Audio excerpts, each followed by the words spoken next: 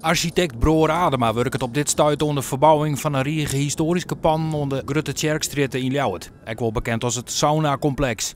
Hier wordt voldien onder de nijste eerste van brandveiligheid. Door maatregels die het branden in plafonds en vlieren minstens een jellore vertraagje.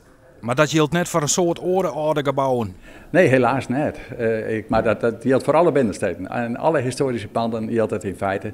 En wat dat betreft dan had de tijd het wel leerd. We hebben in 1990 de Wieperpanden gehad op een IJstad die dus verbrand binnen. En eigenlijk kun je wel stellen dat één keer in de 4 jaar er iets gebeurt.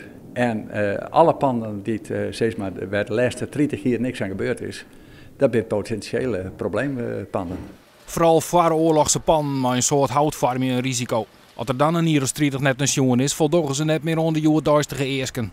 En als er winkels in zitten en de boppen wennen wordt, kan dat nevens Adema gevaarlijk wezen. Wat bijvoorbeeld bij de kelders gebeurt, is dat het toch een heel onnozel incident. Dan zijn brand aan het stiert. Dat is natuurlijk ook een rare toestand. Maar dat we in feite gewoon nooit zo problematisch geweest als verder het pand er goed aan voldoen. Het verbouwen van oude pannen bloot een spanningsveld tussen het behouden van monumentale elementen en moderne veiligheidseisken. Het is ook zo dat in elk pand komt weer verrassingen. Dus dan lijkt het dat we het heel grondig opgenomen hebben. En dan sloopst er dingen uit en dan komen dingen tevoorschijn zoals dit plafond hier bijvoorbeeld.